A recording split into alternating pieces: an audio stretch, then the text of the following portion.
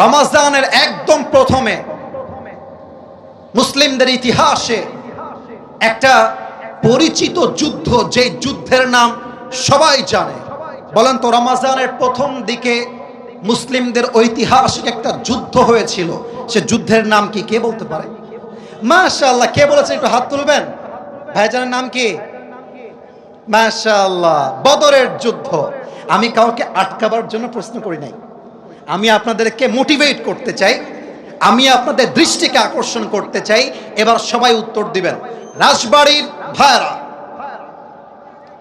রমাজানের প্রথমে মুসলমানদের ঐতিহাসিক যুদ্ধের নাম কি ছিল?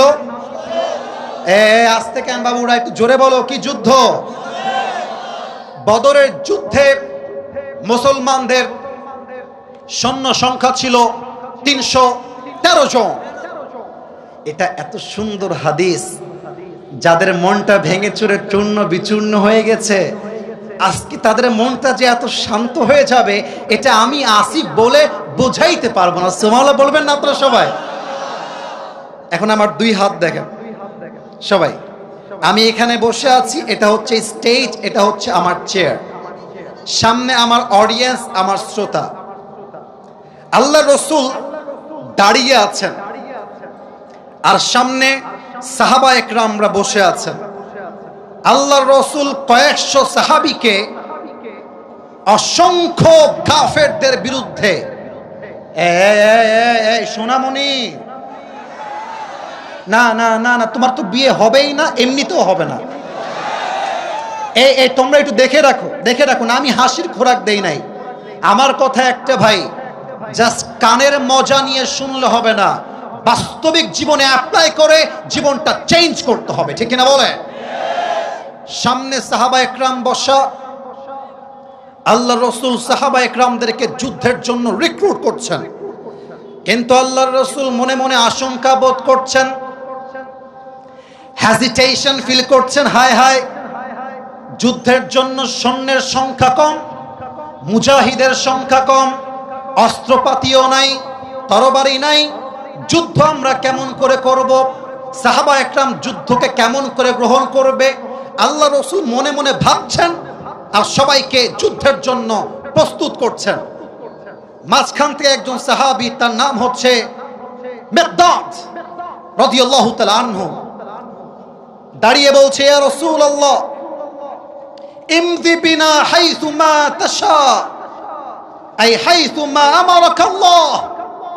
হে আল্লাহর রাসূল, আল্লাহ আপনাকে যেমন ভাবে আদেশ দিয়েছে আপনি আমাদেরকে নিয়ে চলুন। ইন্না লা নাকুলু কামা ক্বালাত বানু ইসরাঈলা লিমূসা, ইযহাব আনতা ওয়া রাব্বুকা ফাকাতিলা ইন্না হাহুনা কাঈদুন। হে আল্লাহর রাসূল, আমরা মূসা আলাইহিস সালামের কওমের মতো, বানু ইসরাঈলের মতো বলবো না যে তুমি আর তোমার রব গিয়ে যুদ্ধ করো, আমরা এখানেই বসে আছি। বরং আমরা বলবো, ইযহাব আনতা ওয়া রাব্বুকা ফাকাতিলা ইন্না মাকুমা মুকাতিলুন। আপনিও চলেন, আমরাও যাব, যতক্ষণ পর্যন্ত এই দুই চোখের পাপড়ি বন্ধ হবে, খুলবে, ততক্ষণ পর্যন্ত আল্লাহর রাস্তায় আমরা যুদ্ধ করতেই থাকবো। আল্লাহু আকবার। মুসলমানদের আল্লাহু আকবার এত আস্তে হইতে পারে না। আরেকবার আল্লাহু আকবার। এই কথা শুনে আল্লাহ রসুলের মনটা বিশাল বড় হয়ে গিয়েছে। আল্লাহ রসুল বলছেন, চলো তাহলে এইবার, এই যুবক ভাইরা, তোমরা খালিদ বিন ওয়ালিদের উত্তরসূরি, তোমরা ওমরে ফারুকের উত্তরসূরি, তোমরা 5 আগস্টে প্রমাণ করে দিয়েছো স্বৈরাচার সোজা কথায় কথা না শুনলে গদি কেমন করে উল্টাইতে হয়, যুবকরা তা প্রমাণ করে দেখিয়ে দিয়েছে। তোমাদের একটা অবাক করা কথা বলে যাই, আচ্ছা আমি কিন্তু কোনো রাজনৈতিক ব্যক্তি না, আপনারা আমার কথাকে ভুল দিয়ে কনভার্ট করবেন না। আমাদের কথা হচ্ছে, আমরা আগামীতে বাংলাদেশে কোনো নারীকে আর প্রধানমন্ত্রী হিসেবে দেখতে চাই না। এদিকে কথা আসতে বললো কেন বলেন? সবাই কথা ঠিক আছে কিনা আমার বলেন? যত সব ভণ্ডামির কাজ কারবার এই বাংলার মাটিতে নারী হয়ে প্রধানমন্ত্রীরাই করেছে। সেকেন্ড কথা, আমরা কোনো নির্দিষ্ট ব্যক্তির নাম উল্লেখ করে তাকেই চাই তা বলবো না, তবে আমরা এটা বলবো, আমার মুরব্বীরা আছেন, ইমাম সাহেব আছেন, if you are not agree with me, দাঁড়িয়ে যাবেন যে হুজুর আমি একমত নই, but if you are agree with me, তাহলে আপনাকে জোরে সোরে বলতে হবে ঠিক, আগেই বলেন ঠিক। দেখেন এবার কি বলে। আমরা এমন একজন প্রধানমন্ত্রীকে আগামী বাংলাদেশে দেখতে চাই, যে প্রধানমন্ত্রী জাতীয় সংসদে দাঁড়িয়ে বাংলাদেশের পক্ষে যেমন বক্তব্য দিবে, এট দ্য সেম টাইম আমার দেশের প্রাইম মিনিস্টার এতটা যোগ্যতা সম্পন্ন হবে, আমার দেশের প্রধানমন্ত্রী চাইলে জাতীয় সংসদেও বক্তব্য দিবে, আমার দেশের প্রধানমন্ত্রী চাইলে ঢাকার জাতীয় মসজিদ বাইতুল মুকাররমে দাঁড়িয়ে জুমার খুতবা দেওয়ার যোগ্যতাও রাখবে। এমন নেতা আমরা চাই কি চাই না? এবার দেখেন আল্লাহ রাসূল কি বলছেন, কুমু বিনা ইলাল জান্নাত, তোমরা আমার সঙ্গে চলো এমন এক জান্নাতের দিকে, জান্নাতিন আরদুহাস সামাওয়াতু ওয়াল আরদ, যেই জান্নাতের প্রশস্ততা আকাশ এবং জমিন, বিস্তৃত বিশাল, যার কোনো সীমানা নাই। সুবহানাল্লাহ পড়েন আপনারা। আচ্ছা আমার হাতে, আচ্ছা আরেকবার দেখাই দিই, এটার নাম কি বলেন তো? একটু জোরে না বললে ওয়াজ ভালো হবে না। এটার নাম, এক সাহাবী, তার নাম হচ্ছে উমাইর রাদিয়াল্লাহু তাআলা আনহু, হাতে কয়েকটা খেজুর ছিল। এই রাজবাড়ির ভাইরা হাতে কি ছিল? আমি উত্তর না পেলে, এক একজন সব এক এক রকম, আমার উত্তর না পেলে আমার মুখ দিয়ে ওয়াজ বের হয় না। হাতে কি ছিল? উনি রাসূলের কথা শুনছেন আর খেজুর চাবাচ্ছেন। যখন শুনেছেন এমন এক জান্নাত, যেই জান্নাতের প্রশস্ততা আকাশ জমিনের চাইতে বিশাল, সঙ্গে খেজুরগুলোকে ফারামা বিহা, হাত দিয়ে ফেলাই দিয়েছেন আর ডাক দিয়ে বলছেন, বাহ বাহ মা আতমাহা মিন জান্নাতিন ওয়া আহসানাহা। হে আল্লাহর রাসূল, এটা আপনি কি বললেন? আপনার সঙ্গে আমরা জিহাদের ময়দানে যুদ্ধ করব, আর সেই যুদ্ধে শহীদ হয়ে গেলে এমন এক জান্নাত পাবো, যেই জান্নাত আকাশ আর জমিনের চাইতে বিশাল। অতএব আমার তো তর্স হইছে না, চলেন এখনই আল্লাহর জন্য, দিনের জন্য বুকের তাজা রক্ত দিয়ে শহীদ হয়ে আল্লাহর জন্য জীবনটা উৎসর্গ করে দেয়। আল্লাহু আকবার। এবার দুইজন কিশোর আসছে। কিশোর মানে হচ্ছে বয়স কত হবে? 8-10-12, 8-10-12 দৌড় দিয়ে আসছে।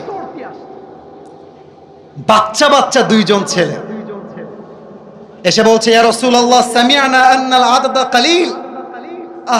আল্লাহু আকবার। তাওয়াক্কুল কাকে বলে, ঈমান কাকে বলে? হে রাসূল, আমরা শুনেছি যুদ্ধের জন্য সেনার প্রয়োজন, মুজাহিদের প্রয়োজন। আমরা দুইজন যুদ্ধ করতে চাই আল্লাহর এই জমিনে, আল্লাহর দ্বীন কায়েমের জন্য। আল্লাহু আকবার। আল্লাহর রাসূল তাকায় আছেন হা করে, ডাক দিয়ে বলছেন, ইয়া বুনাইয়া আনতুমা সিগার, বাবুরে তোমরা ছোট আছো, যাও যাও যাও বাসায় যাও, তোমরা যুদ্ধের জন্য প্রস্তুত নও, তোমরা you are just like a new born baby, তোমরা একদম ছোট বাবু, যাও যাও বাসায় যাও। এবার দেখেন কিশোরের ঈমান কাকে বলে। বলছে, রাসূল আপনি আমাদেরকে ছোট বলে চান্স দিচ্ছেন না, মুরনা ফাকাত, এই যে না না না, এটা মাহফিলে না, এই যে আপনি একটু সামনে, না এটা করো না, খবরদার কোনো কথা বলো না। আমি এর আগেও রাজবাড়িতে এসেছি ভাইরা, আমি পামপট্টি দেওয়ার জন্য বলছি না, রাজবাড়ির সন্তান এরা আসলেই ভদ্র ঘরের সন্তান, এটা আমি বাস্তব দেখে গেছি। আপনাকে বদনাম করতে চান আপনাদের? আমার ওয়াজটি খুব খারাপ লাগতেছে আপনাদের? কোনো কথা নাই, এটা তাকবীর দেন, নারায়ে তাকবীর। আর কেউ যদি দোয়ার আগে উঠে যায়, ভদ্রতার সঙ্গে তার লুঙ্গিটা টান দিয়ে ধরে বসায় দিবেন, তবে লুঙ্গি যেন খুলে না যায়। সবাই তাকবীর দেন, নারায়ে তাকবীর। হে রাসূল, আপনি আমাদেরকে ছোট বলে চান্স দিলেন না, আরে একবার চান্স দিয়ে দেখেন তো, কাফেরদের কল্লা তার ঘাট থেকে আলাদা করে আমরা রেখে দিব। আল্লাহু আকবার। ছোট মরিচের কথা না কলি বুঝি কেমবেলা, ছোট মরিচের। এবার দেখেন আল্লাহ রসুলের সিস্টেম কাকে বলে। ইমাম সাহেবকে দিয়ে এক্সাম্পল দিচ্ছি, আপনি রাগ করবেন না আব্বাজান, ঠিক আছে? আমার ইমাম সাহেব আব্বাজান, আর আমার পাশে আব্বাজান, আপনার নাম কি? আব্দুল করিম সাহেব। ওনারা হচ্ছেন সেই দুই কিশোর। একজনের নাম হচ্ছে Maaz, second one is Muaz. I repeat again, you have to answer me loudly. আমি প্রশ্ন করব, আপনারা উত্তর দিবেন। এক হচ্ছে মাজ, দুই হচ্ছে, আরে কথা কয় না, মাজ, দুই হচ্ছে মুআজ। মাজ এবং মুআজ, মনে আছে দুইজনের কথা? তো রাসূল বলছে, ও আচ্ছা আচ্ছা, তোমরা যাবাই আমার সঙ্গে, তাই না? আমি তো ভাবছি তোমরা বাচ্চা মানুষ, তোমরা তরবারি তুলতে পারবা না। এবার দেখেন, একজন বয়সে একটু বড়, আর একজন বয়সে একটু ছোট। তো বড়টা ডাক দিয়ে বলছে, হে আল্লাহর রাসূল, আপনি আমারে চান্স দেন, আমি লম্বাতেও বেশি, শক্তিতেও বেশি। এবার ছোট্ট ডাক দিয়ে বলছে, রাসূল ও মিথ্যা বলতেছে, ও খালি গায়ে গতরে লম্বা, শক্তি আমার বেশি। আল্লাহু আকবার। সাহাবীরা এই মুহূর্তে সবাই মুচকি হাসি দিয়ে দিয়েছে।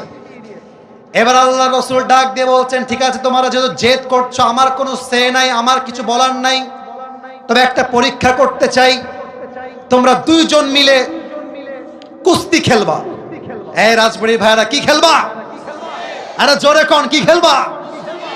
যে জিতবে সে যাবে আমার সঙ্গে বদরের যুদ্ধে। সুবহানাল্লাহ পড়েন সবাই। কুস্তি যখন শুরু হয়ে গিয়েছে, বড় ভাই একটা তুলে আছাড় দিয়ে ছোট ভাইকে, আছাড় দিয়ে ওর বুকের উপরে এমন করে বসে গেছে। এবার আমার চোখ দেখেন, ডানে তোমরা কয়েকবার ডিস্টার্ব করেছো। मैं देखने के बावजूद भी ऐसा एक्टिंग कर रहा हूं कि मैं देख ही नहीं रहा हूं, सिर्फ मोहब्बत के बिना पर। আমার ভালোবাসাকে তোমরা আমার উইকনেস হিসেবে নিবা না। আজকালকার এই দেশে ভদ্রতা হয়ে গিয়েছে সবচাইতে বড় দুর্বলতা। ভদ্র মানুষকে মানুষ জাস্ট তার স্বার্থের জন্য ইউজ করেছে, কিনা বলে? তোমরা আমাকে একটু সময় দাও, 1 ঘন্টা ওয়াচ করেছি, আমার নিয়মে 1 ঘন্টায় ওয়াচ শেষ হয়ে যাবে। তবে আমি তো বিশ্বাস করি সব জায়গায় নিয়ম দিয়ে ওয়াচ হয় না, মাঝে মাঝে ভালোবাসা দিয়েও তো হিসাব করতে হয় রাজবাড়ির ভাই। এবার ছোট ভাই দেখেন, দুই চোখ দেখেন, চোখ টিপ মারছে বড় ভাইকে। ভাইরে, তুই আমার সঙ্গে খাস, একসঙ্গে খেলিস, একসঙ্গে আমরা পুকুরে গোসল করি, ভাইরে তুই একা যাবি কেন? আমাকেও নিয়ে চল, শক্তি একটু কমায় দে। প্রিয় ভাইয়েরা, ভাই ভাইয়ের ভালোবাসা কিন্তু বড্ড বড় ভালোবাসা। একমাত্র যার ভাই নাই সেই বুঝবে ভাই না থাকার যন্ত্রণা কাকে বলে। যুবক ভাইয়েরা, আমি তো একটা কথা বিশ্বাস করি, যেই পরিবারে ভাইয়ে ভাইয়ে মিল আছে, ওই পরিবারকে কেউ ভেঙ্গে দিবে এমন বাপের বেটা জন্মগ্রহণ করা নাই রাজবাড়ি ভাই। ভাইয়ে ভাইয়ে মিল মহব্বত বড্ড বড় ব্যাপার। ছোট ভাইয়ের কথা শুনে বড় ভাইয়ের মনটা গেছে গলে। সুবহানাল্লাহ পড়বে না? ছোট ভাই সুযোগ বুঝেই কোপ, কারে বলে খেলা, এক চান্সে বড় ভাইকে ঠাস করে ফেলায় দিয়ে ওর বুকের উপরে বসে গেছে। বলছে, রাসূল দেখলেন, আগেই বলেছিলাম হে বেটা খালি গায়ে শক্তিশালী, লম্বায় শক্তিশালী, আসল শক্তি আমার, আপনি আমাকে চান্স দেন। আল্লাহ রাসূল পড়ছে মহা মুশকিলে। এবার রাসূল করিম সাল্লাল্লাহু আলাইহি ওয়াসাল্লাম কোনো কথা নাই, দুইজনকে, একজনকে এক বগলের তলে, আরেকজনকে আরেক বগলের তলে নিয়ে এমন ভাবে জড়িয়ে ধরেছে আর ডাক দিয়ে বলছে, হে আল্লাহ, এই দুইজন সন্তান, এই দুইজন কিশোর বয়সে ছোট হতে পারে, বয়সে কম হতে পারে, বাট এদের ইমানের যে শক্তি, এটা জমিন থেকে আকাশকে স্পর্শ করে ফেলবে, ঠিক কিনা বলে? রাসূল বললেন, চলো, তোমাদের মুজাহিদ আরো দুইজন বেড়ে গেল, মাজ আর মুআজ আমার সঙ্গে বদরের যুদ্ধে অংশগ্রহণ করবে। যুদ্ধ শুরু হয়ে গেল। সর্বপ্রথম মিকদাদ রাদিয়াল্লাহু তাআলা আনহুর পরে যে উমাইর রাদিয়াল্লাহু তাআলা আনহু,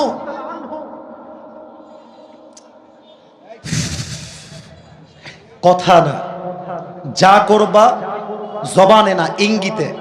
মিডিয়া আছে, দেখেন ভাই, জনপ্রিয়তার দোহাই দিয়ে যাকে তাকে ধমক মারলেই বড় হওয়া যায় না।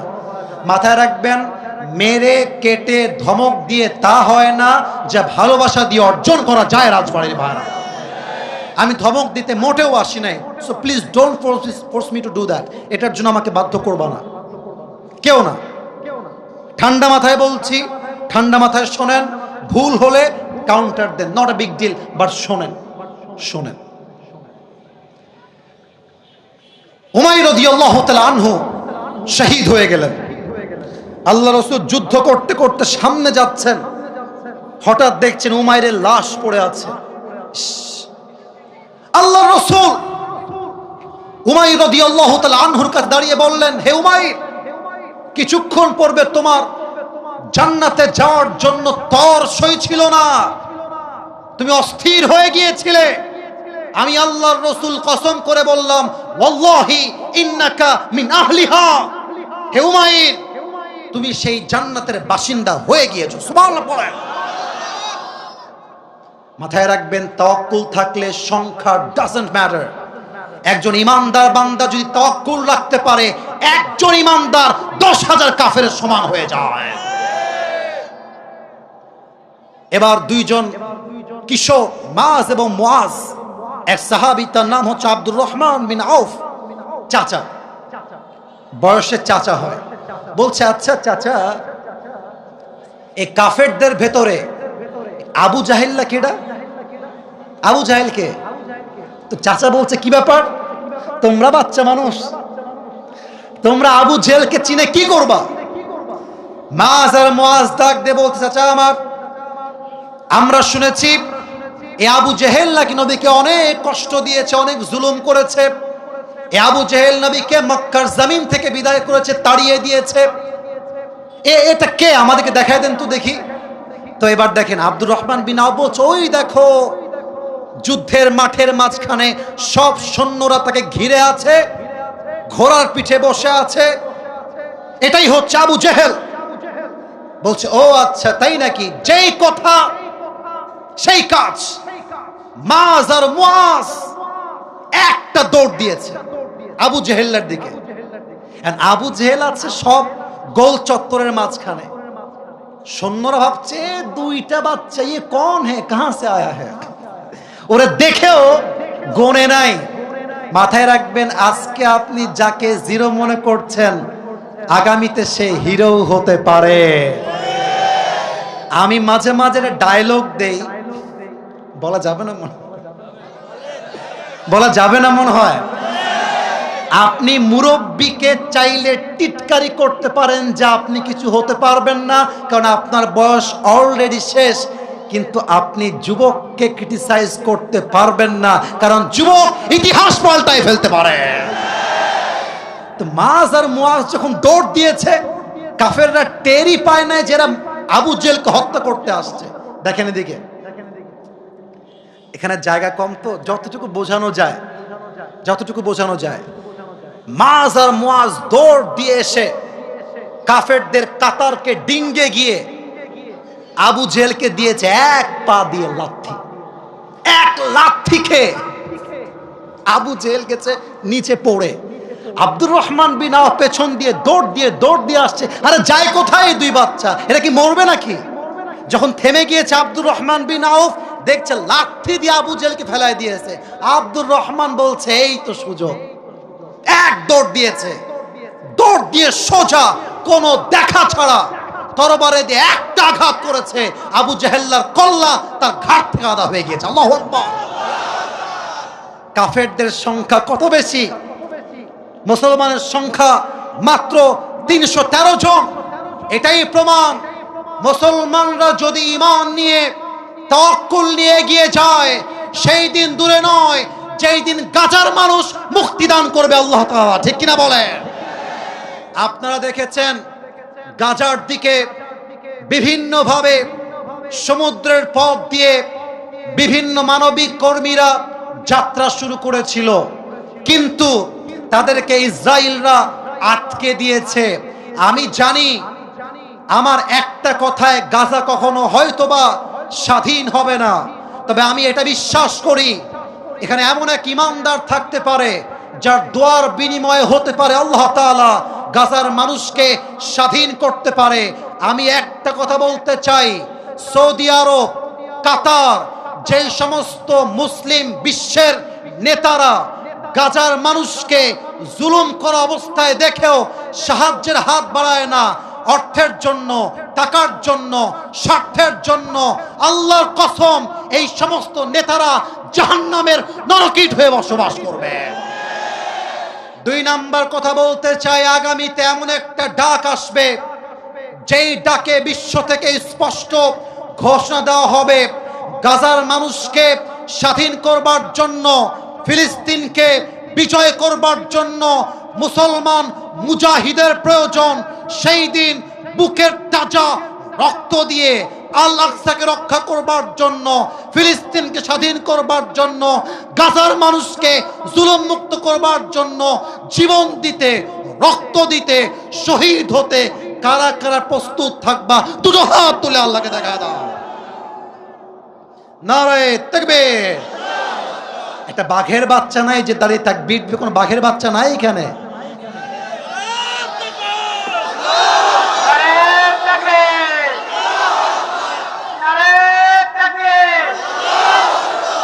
আমার সঙ্গে দেখেন, আমার সঙ্গে নারায়ে তাকবীর, নারায়ে তাকবীর। শুধুমাত্র গলায় জোর থাকলে হবে না, ইমানের জোরও থাকতে হবে। যুবক ভাই আছে কিনা বলো?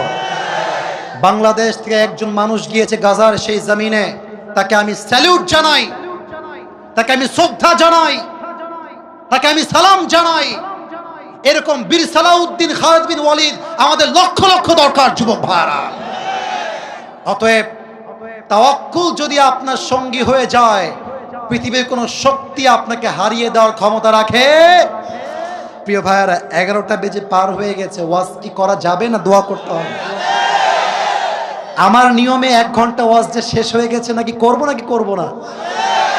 আস্তে শুনলাম, চলবে নাকি চলবে না?